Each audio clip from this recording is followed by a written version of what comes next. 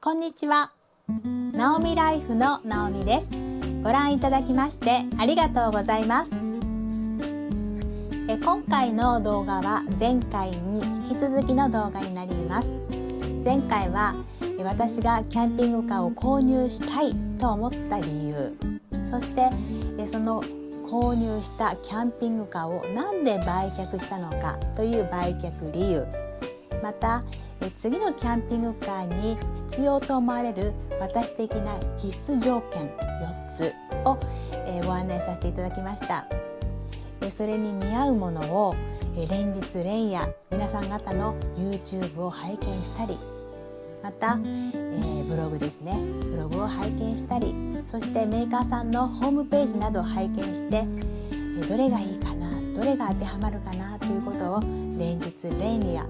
寝不足になりながら検索した結果3台のキャンピングカーに出会うことができましたという話をしました。それを順を追って説明していきたいと思います。最後までご覧いただけると嬉しいです。まずキャンピングカーを探す上で一番最初に走行性を重視したい、そう思いましたのでバンコンの方をまず検索しました。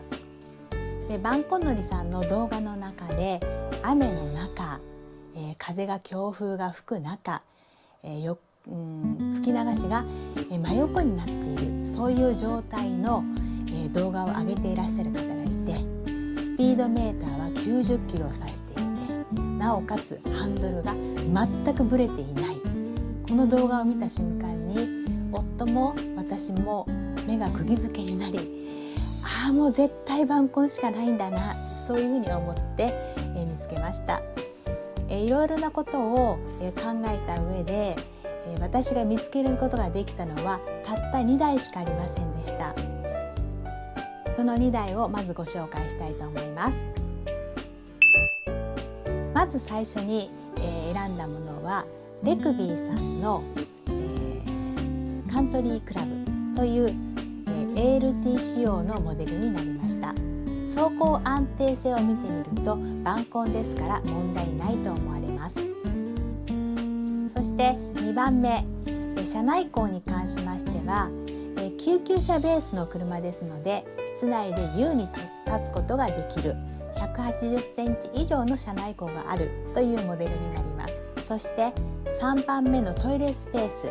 これは少し映像からは分かりにくいかもしれませんけれども、後部の部分が扉で仕切られていてトイレスペースとシャワールームにもなるという広さのものでした。そして納期、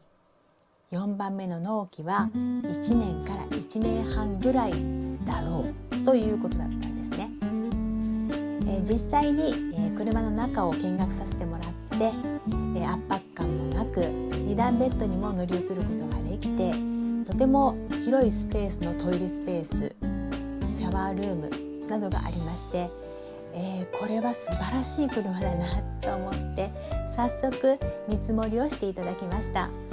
必要最低限だろうと思われるものをつけた金額、見積もりがこちらになります。なんと1000万円を軽く超えておりました。私的に、私の考え方が、古い考えっていうか古い知識でしかなかったということもあるんでしょうけれども、800万円ぐらいなのかなという単純に思っていましたが、軽く1000万円を超える、こういうバンコンだったわけです。次に見に行ったのがトイファクトリーさんです。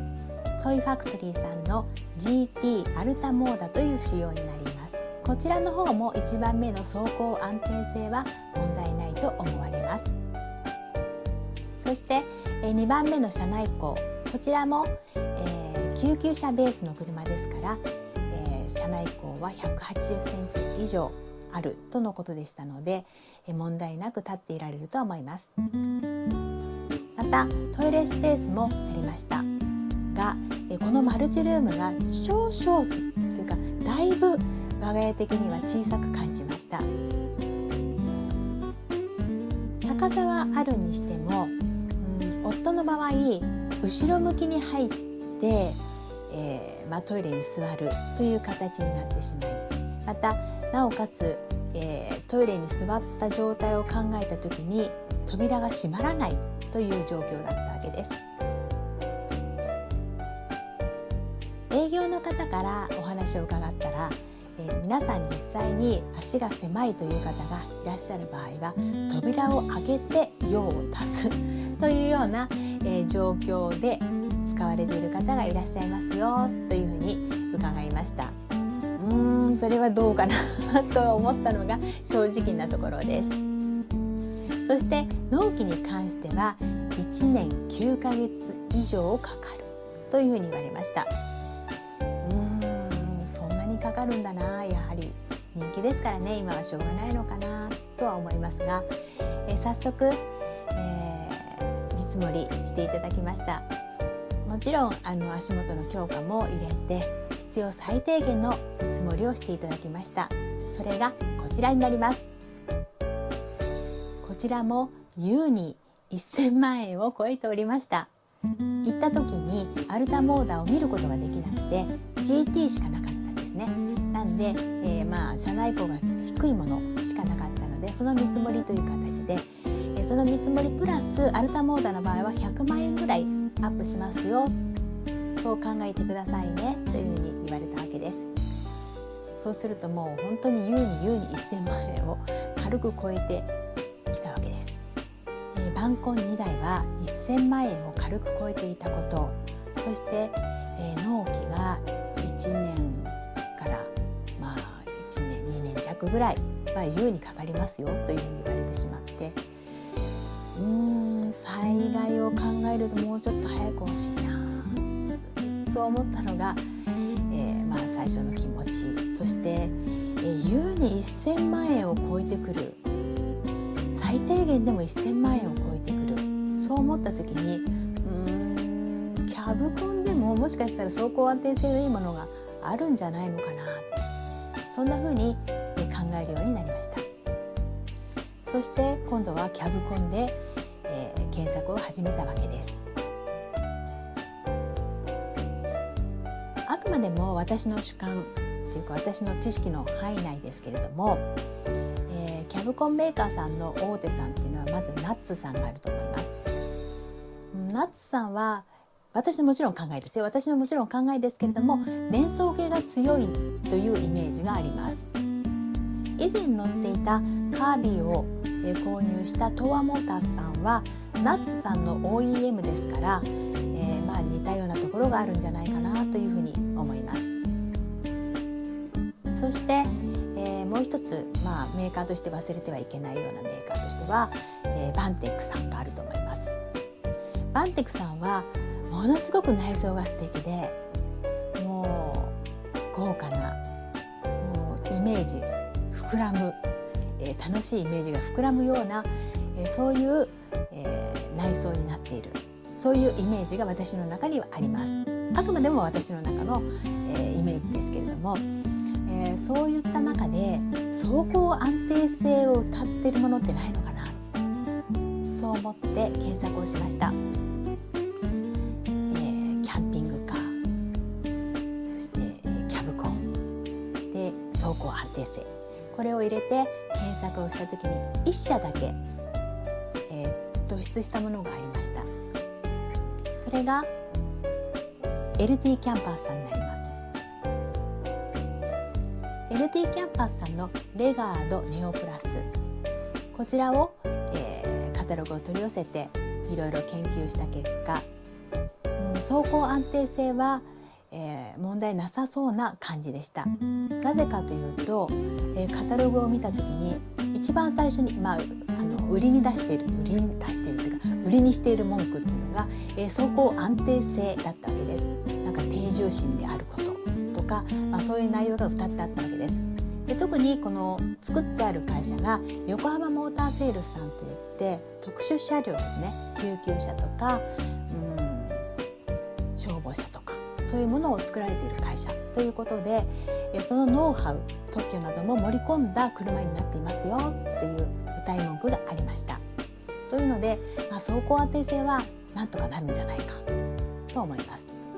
そして2番目の車内構に関しては全くそれはもうキャブコンですから、もちろん立てて当たり前ですので問題はない。そして、トイレスペース、3番目のトイレスペースに関してはどうかというと、トイレスペースだけでなくて、なおかつシャワーもついているというおまけ付きでした。で、4番目の納期、これを確認しに、近くの、クラフトさんに行くことになったわけです。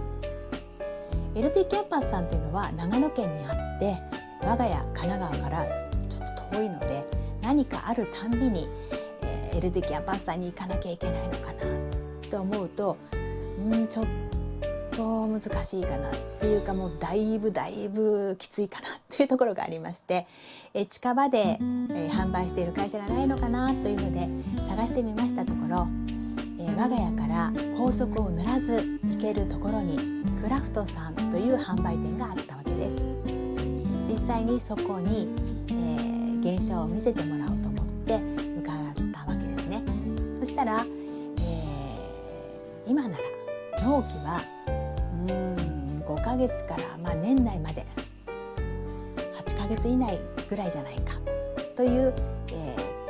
お答えをいただいて、で、そうですね、必要最低限、足回りも絶対の強化が必要ですので、強化できるものは全て強化して、もともと標準装備でついている部分ももちろんたくさんありますので、それも入れて見積もりをしていただいたところ、こちらになります。もう優に1400万円を今度超えてきました。やっぱキャブコンは高いなという印象です。カービィの2倍ですね。カービィの2倍です。ベース車が変わったらしくて、新型カムロードというものになるということで、4駆のダブルタイヤ、後輪のダブルタイヤのディーゼルですね、それの見積もりになります。現段階での3台の比較はこちらになります。どうでしょうか。皆さんならどれを選びますか？この3台の中で私が決めた車は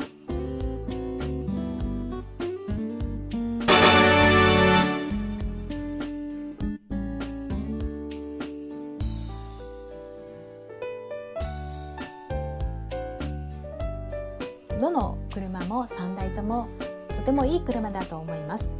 あくまでも私の主観で今回は決めました。3台の車とも、私なりに満足のいく車ではあったわけですが、一番のポイント、今回の一番決めたポイントは納期です。やはり災害はいつやってくるかわからないしな、できるだけ早く欲しい、そう思ったんです。カービィを売却して手元からなくなって、今までも毎日のように乗っていたわけではもちろんなくて、ずっともう駐車場に止めてあったような状態のキャンピングカーだったわけですけれども、